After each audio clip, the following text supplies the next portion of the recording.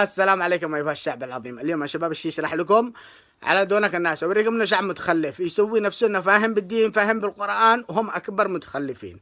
يقول لك أنت من قلوب العربي، يعني أنت مش من اليمن، أنت مش أصل العرب، أنت مدري إيش، افتخر الركن اليماني. شوفوا أنا بوريكم إنهم شعب متخلف. الرسول عليه الصلاة والسلام إيش قال؟ الركن اليماني، الركن اليماني اللي هم أبها، جيزان، نقران، صنعاء، عدن، الحديدة، حضرموت، كل عمان، هذه كل الدول والمناطق تعتبر جنوب الكعبة.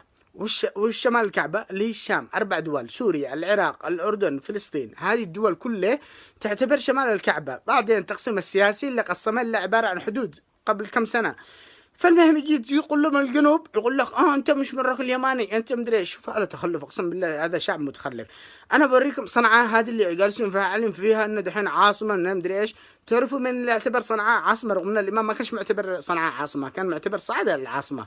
متى اعتبروها صنعاء عاصمه؟ في عهد بادان. بادان هذا واحد فارسي اعتبرها عاصمه.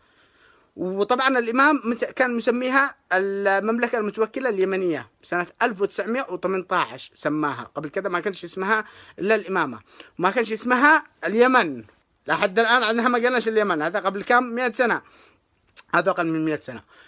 المهم بعدين بعد ما طردوا الإمام سموها الجمهورية العربية اليمنية سنة 1962 بعد ما طردوا الإمام.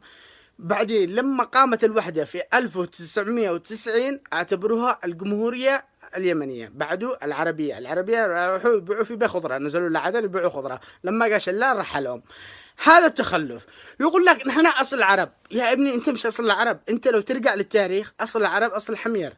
الحميريين منهم أهل يافع، عرفتم؟ هم من أهل يافع اللي أقول لكم لداخل صنعاء ودعسوكم، اللي شلوا الحجر من حقكم باب اليمن وشلوها ليافع. قال لكم لو أنتم رجال الحقونا إحنا.